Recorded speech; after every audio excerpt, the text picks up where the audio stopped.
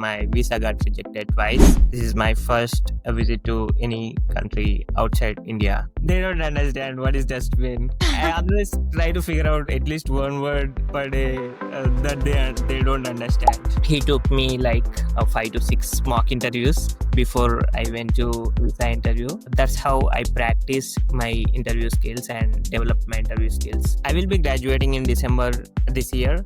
I had only 2 courses left now. That's how I applied Prodigy Finance. I randomly opened the application and tried to fill the details. That's how I completed the application.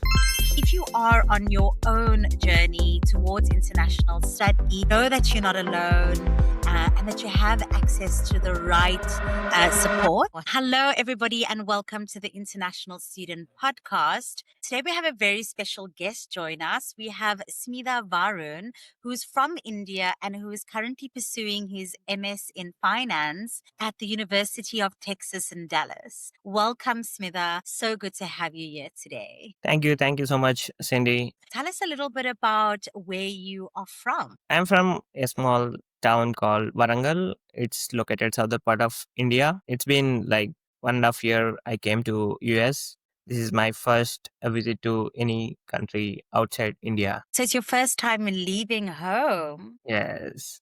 Yeah.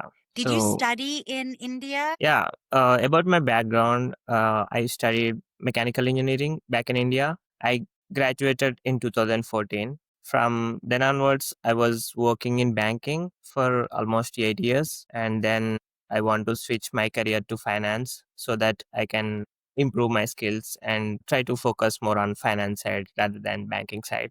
That's how I landed into Masters in Finance at UT Dallas. Currently, I'm concentrating in real estate finance more specifically in order to make sure I can understand and develop the skills related to real estate so that I can implement those skills in future jobs and financial analyst positions. Interesting. And did studying abroad feel like a natural step for you?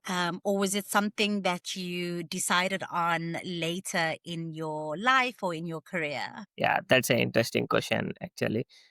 I was supposed to come in 2014 when I was completed my undergrad, but unfortunately my visa got rejected twice at the time.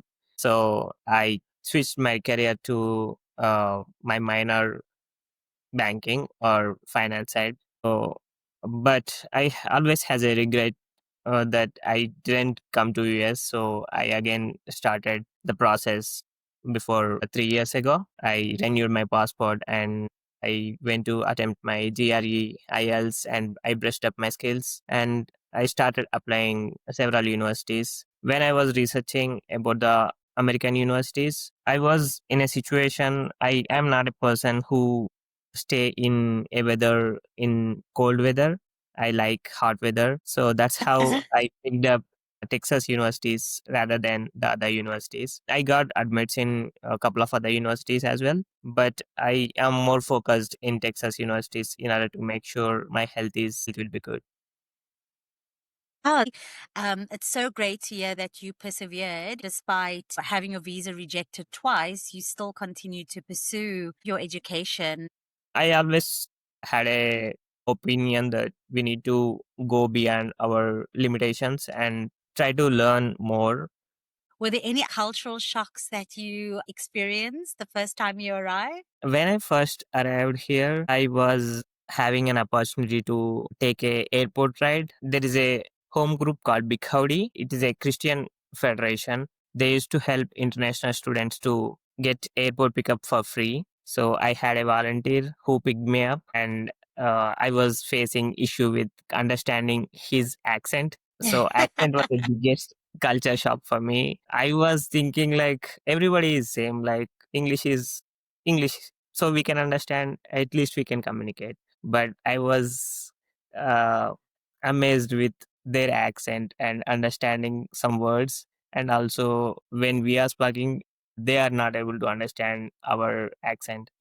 And it is, but that volunteer understand my problem and he was able to type in mobile and show me, or else I can type and show him. That's how we communicated. That was the biggest challenge for me, to understand the accent of Texas. I must say your English is really good. I can understand everything that you are saying. Yes, I can understand quite clearly, but sometimes they don't understand my words that I am using. So in India, we used to say dustbin in case of trash can. So what is dustbin? What is dustbin? They used to ask us, what is dustbin? I always try to figure out at least one word per day that they don't understand. Now, let's talk about what made you decide to study MS in finance, to do your master's in finance. I already mentioned earlier that I had a regret that I didn't come to abroad. So that's how I was planning around how to come to abroad and what I need to focus on and what are the opportunities or availabilities that I can look for. So as a part of my banking career, I learned a lot of things about accounting and also financial analysis. But at that time, I don't know that there is a niche area called financial analyst positions, and those are very key, plays key roles in various companies and industries. So when I was researching, I started with accounting and finance as my proposed majors. Once I started applying and getting calls from the universities and emails from the universities, I figured out financial analyst would be more niche area that I am looking for. And also there are a lot of opportunities for financial analysts, and whatever I learn in banking, I can try to use them and improve my skills. And when I was working in banking, I was in a department called Department of Supervision, where we need to supervise like nine district cooperative banks, and also there are around 400 societies that we need to analyze their annual reports and balance sheets and their board meetings, etc. So based on those reports, we need to write some notes and also give recommendations. So this is a type of financial analyst role as well. So I would more incline towards financial analyst based on these parameters. So I think I am learning some models and skills which will be useful for me to implement in my future roles as a financial analyst. Amazing. So it sounds like you kind of made the decision based on where you saw yourself in the future.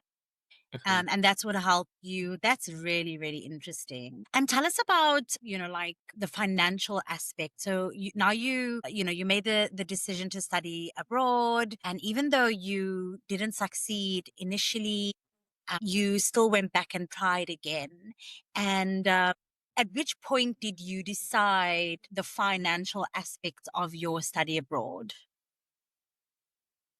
When I was preparing for my GRE, I was in an opinion that I will get a good score in GRE, and also I will be able to secure scholarship based on my GRE score. But I got around 303, I guess, exactly in GRE. But I got scholarship in some other university, but I didn't get scholarship in University of Texas at Dallas at that time. But I was figuring out how to do my finances because University of Texas has a lot fees like $50,000 including living expenses for 9 months, 1 year. So I was figuring out where I can get finances for from, because I didn't inform my parents that I'm going to abroad and I'm planning for those things. So I had some savings, so I was applying for GRE and other universities. I was in opinion that if I didn't get visa again, I don't want to. I was afraid about my visa rather than other things. So once I started applying for the universities, I was figuring out what are the options I have. I saw that Indian banks are asking collateral applying education loan. Even I had like 8 years experience. Indian banks are asking for so many things, so many documents. But when I was seeing a lot of podcasts and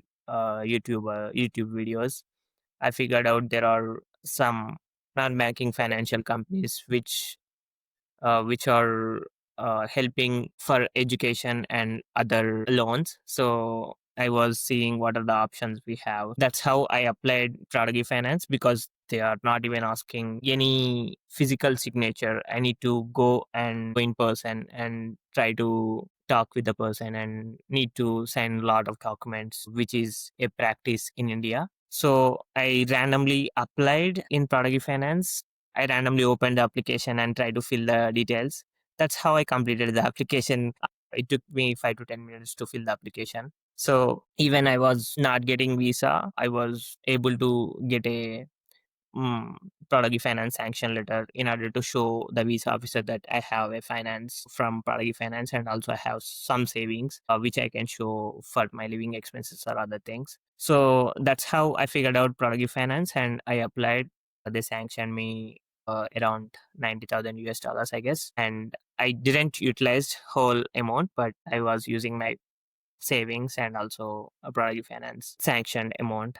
I went to a commercial bank. They asked me a lot of documents, even our house documents. Even my mother is a government teacher. They asked collateral of my mother and also our house documents and my background check, like what are my education qualifications and how much marks I got in GRE, how much grade I got in IELTS, etc. Even though we provided all the documents and spent like a couple of thousands for processing, we didn't get the loan sanctioned at that point of time. So there was a lot of changes from 2014 to now. Now education loans are very easier to get from Prodigy Finance and similar to other institutions. Yeah, but Prodigy Finance made my life very easier to figure out my finances and concentrate more on other things like traveling and figure out where I need to live and whom I need to live with. And yeah, this is a great opportunity for international students to explore. Smita, you mentioned about, your visa being rejected. Do you mind sharing with us today what were some of the reasons why you got rejected? And what would you have done differently if you had a second chance? Well, you did have a second chance, actually. So what did you do differently when you went the second time? So, when I was in undergrad, we were having some mock interviews for our lab internals and lab externals, but I didn't get a chance to speak a lot and prepare a lot for our internal exams or external labs. That's how I was not aware of or practice a type of interview or interview skills. I didn't go through interview preparation. I just randomly went to visa consulate. What they'll ask, what is your name and where you are going, or but they were asking in brief. I was unable to answer or communicate in English. That's how I figured out I need to improve my skills of communication in English. I was able to understand what they are speaking and what they are asking, but I was not able to articulate in a manner that they can understand us in English. I was able to understand and speak in Telugu in my mother tongue, but I was unable to speak it in English. Even for the second time, also, I went with the same phase of luck, not preparing anything. Just I went without preparation. I was just writing my answers pen and paper, but they were asking some different type of questions and in different context.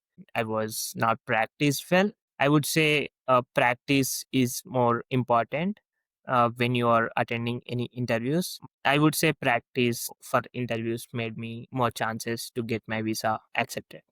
Luckily, nowadays they have visamonk.ai, for example, to help you with that process of visas. But I know back then they didn't have that. But it really is important to kind of get that help because they are looking for very specific things.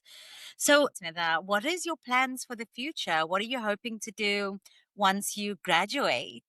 I will be graduating in December this year.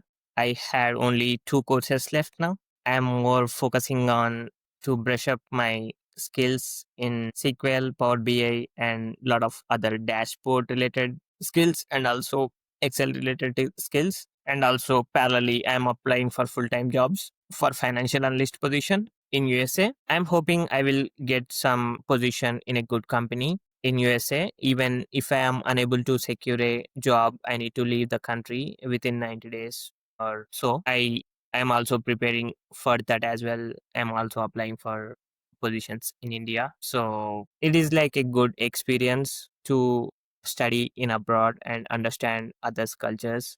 Great. Well, we are so excited to see what the future holds for you, Smita.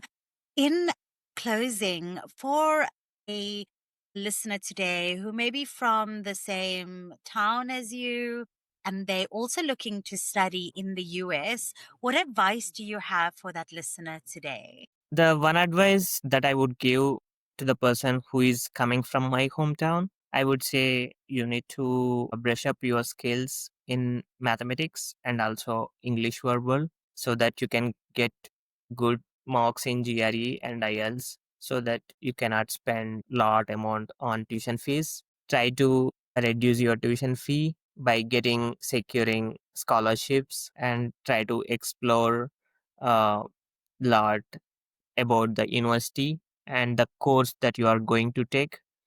When you come here and land here and try to explore other things, try to attend a lot of networking events and try to involve in a lot of clubs on campus, and there are a lot of opportunities to get involved on campus through various departments. That's some really great advice. Thanks so much for joining us today and for sharing your story. You have overcome so much, and it's so inspiring to hear your perseverance and your consistency. And then to our listeners today, thanks so much for tuning in and listening to Smither's story. If you are on your own journey towards international study, know that you're not alone and that you have access to the right support. If you do want to know how to fund your international studies, then visit prodigyfinance.com to learn more about how we can help you.